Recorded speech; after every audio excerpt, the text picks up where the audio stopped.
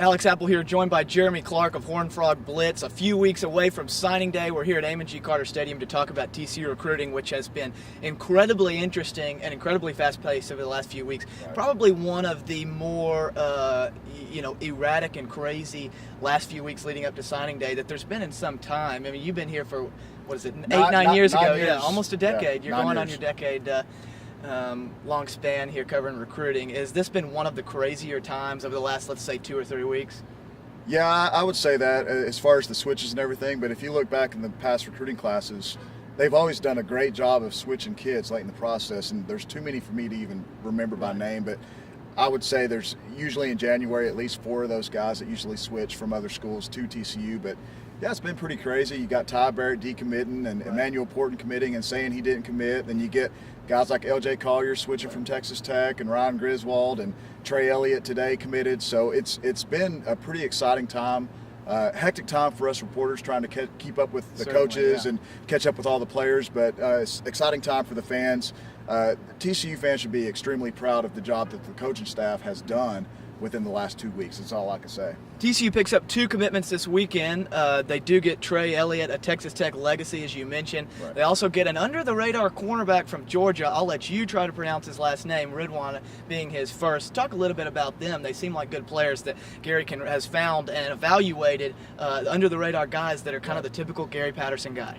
Trey Elliott, these 2 guys no one knew about as far as recruitniks like ourselves that follow recruiting, and even the fans that follow recruiting religiously. Right. Not very many people knew who Trey Elliott was or Ridwan Isahaku was before we even talked about them. But the good thing is they have film out there. People had a chance to see what kind of players they were. And you look at the cornerback, kid's about 6 foot, 170, or actually he looks about 180 pounds. Yeah. And he's a great playmaker. He's got great break on the ball. He's a good tackler. He's a perfect TCU cornerback under Gary Patterson's system. Trey Elliott, another big, strong guy.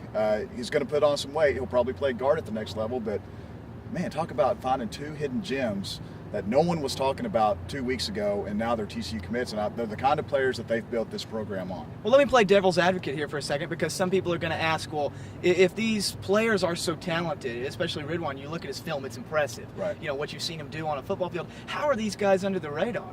Because especially playing in Georgia, the University of Georgia, Right. you know, there are several good football schools right around there. How does anybody like that go under the radar like this? I mean, sometimes there's just not an answer for that. There really is no simple explanation. And all I can say is there's 120 FBS schools, over 120. I don't even know how many FCS programs there are. But all I can tell you, there's probably any given year over 3,000 recruits to watch. Some kids are going to slip through the cracks. There's no simpler explanation.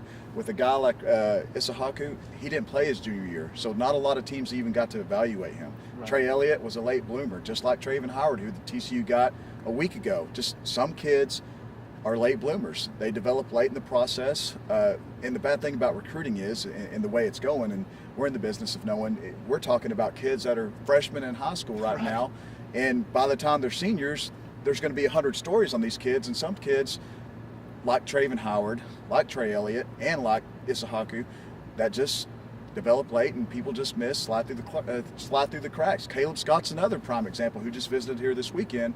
No one knew about him. TCU offers him. Then he's got Missouri. Then he's got Nebraska, and now Vanderbilt. So you got Vanderbilt, where his dad went to school, and TCU in a battle to try to get his services. But look at the players that they're finding. They're good players. People get too caught up with star ranking. It's good to look at the 3 and 4 and 5-star players to sell to your other recruits to build a recruiting class. But you also got to keep in mind, just because they don't have the star rankings, they are some players out there. Yeah, and people wondered if Gary Patterson would get away from that philosophy of finding these hidden gems when they join the Big 12. No, that's not the answer. But while we were trying to chase those guys down this weekend, Trey Elliott, Ridwan, you were at the NLA camp and saw, several guys that then later trekked over to TCU Junior Day.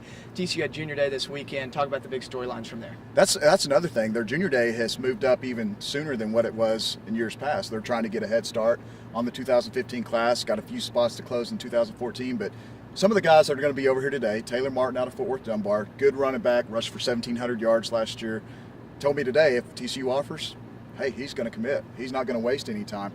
Darian Daniels from Bishop Dunn is another guy that's going to be on campus today. He's one of the top defensive tackles in the country. TCU offers. What do you know? The next thing, Texas offers the very next day. Another guy, Zach Abercrombie, he's probably going to get an offer pretty soon. He's out of Dallas Skyline, and good defensive tackle, great playmaker, big guy. Just a lot of good names to watch over there at the NLA camp today, and probably, I want to say, 17 to 20 guys over here at the TCU Junior Day today. I would expect maybe a few to pull the trigger. Joe Brodnax out of Brian Adams, he's a guy that I think could potentially commit. He loves TCU. Yeah, I'm sitting here like an idiot trying to turn your phone on. How do you get that to come up? I'm an iPhone guy. I mean, this Samsung stuff. Hey, this is brand new. Billy McQuarrie out of Leander Rouse, one of the fastest kids in Texas, 4.38 kid at the Army All-American Combine. Ran a 4.38 here last summer for TCU. He's a guy like Ian Sadler. If anyone watched Argyle this year, Ian Sadler, 4-star receiver that's committed to Texas Tech, you got the same kind of weapon right there. Same speed guy, a little bit taller than Ian, but great playmaker. I wouldn't be surprised at all if TCU does extend an offer. And talk a little bit more about Jalen Austin. That's a kid that I know you really like. You spoke highly of. He's the first guy listed on your list on the board. Talk about what his skill set is and who would you compare him to at this point? Jalen is, it's hard to compare because he's a 6'3" receiver, good speed. He really excelled last year at TCU's summer camp. They offered him maybe a few weeks after that camp, but he didn't have huge numbers his junior season because he really didn't have anyone to throw the football to him. But he's a guy that's going to pick up some more offers. He's obviously got TCU, Iowa. TCU's among his favorites, and maybe the receiver that we should be talking about the most is Carlos Strickland, who came here last night for the Kansas game, was here again today for the Junior Day. I talked to Carlos earlier this week. He loves TCU, loves Coach Looper, and you're talking about a receiver that right now is a 4-star receiver, rated number 9 in the country. And the big thing with him, he loves this passing offense TCU is talking about. I think if they go out there, have a few games this season, and start to show that they're going to throw the ball around, you're going to see a lot of receivers come into TCU this next class. And there's been a lot of receiver talk on the message boards on Horned Frog Blitz. We've written several stories, and they've extended a lot of offers here recently. Right. Lorenzo Joe visited today. Datron Guyton visited today. Right. Emmanuel Porter has flipped. Desmond White has already been there. Hold on. Did you say Emmanuel Porter has flipped again? It depends on if you're asking his uncle, you're asking his brother, you're asking his cousin. Flip again just now while we're talking? Okay. Probably. He's committed to TCU right now, guys. He's committed to TCU right now. When you think of that group as a whole, how do you rank those guys, given that TCU has some theoretically good depth if the players play up to their potential at the position already? When you add in these guys, that's a whole lot of guys, and the ball can only go to so many people at one time. I guess that'll be the benefit of them throwing the ball 40 to 50 times a game. You give guys a chance to catch the football. But Lorenzo Joe, Emmanuel Porter, Datron Guyton, I mean, those 3 receivers right there are 3 of the top guys in the country. With Lorenzo Joe, he makes it look so easy. Right. He plays quarterback. He plays quarterback for Cooper and goes to these Nike camps. We saw him at the Nike camp in Allen last year. He was going against guys like Jamal Adams and Tony Brown and those caliber of cornerbacks and just beating them left and right. For a guy that doesn't play receiver on a consistent basis, it's pretty impressive. Emmanuel Porter, we all know what we want to hear from Emmanuel Porter, that he told us that he's committed, and then he's got visits still to LSU. I think LSU will be his last visit. I'm not sure if he will go down to Texas. I don't want to put any money on that. Guarantees there's no guarantees. Yeah, no guarantees. I do believe you'll probably have Texas, LSU, and TCU all sending LOIs for him to sign and fax back to him on signing day, and he might sign all 3 of them and send them back. I don't know, but he's a good talent. TCU obviously found him first before anyone else. He came up here, measured in at 6'4", offered him before he even played a down of varsity football, and he didn't put up big numbers in the 2 years he played, but he still put up decent numbers. And you can't coach 6'4", 6'5", 190 with 4.4 speed. This is a guy that was part of Dallas Lincoln's 4x200 state championship team, so you know he's got some wheels. Datron Guyton, another guy that we have him rated in the top, I believe, 150, but some services have him as a 4-star and a top 250 player overall in the country. Another player that didn't get a whole lot of interest this year, kind of fell through the cracks, but now people are seeing his film. He would be a huge get for TCU at this point.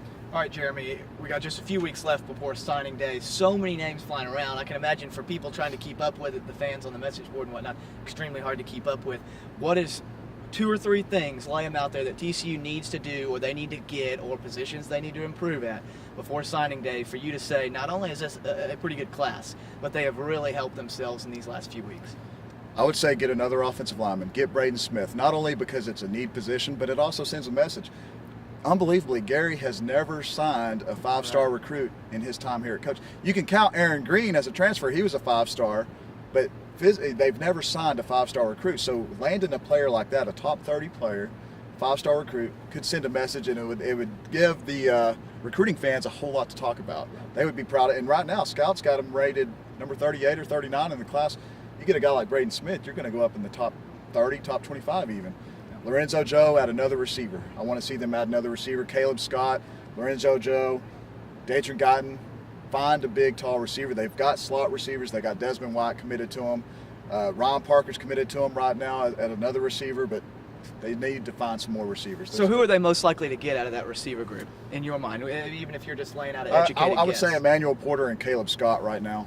Obviously, none of us have talked to Lorenzo yet, so obviously he enjoyed his time here at TCU if you look at his Twitter, but Landon Hill would be a huge get. Datron Guyton would be just as good, I think, but any of those receivers. But cornerbacks, they've done a great job landing those guys. Safeties, defensive linemen. This whole class is filled with guys that doesn't have the star power that everyone's craving. Right. But it's got some star power, okay? And it's got players that are athletes at their position. You're not seeing a whole lot of let's bring in a guy and switch him. He's an offensive lineman and let's make him a running back, or running back make him a defensive end. The only guy they really have in this class that they're going to do that with is Ty Summers. He's an athletic guy, quarterback at his high school, big guy, 6'2", 220, solid muscle. We've all seen his pictures. Right. He's going to play linebacker, and he's the type of linebacker Gary has recruited in years past that he's made successful. Paul Dawson's a prime example, played receiver in high school. And look what he did the past year. Look what Jason Phillips did in his career at TCU. Look at Darrell Washington, who was at 190 pounds when he came to TCU. Ty Summers could be the steal of this class.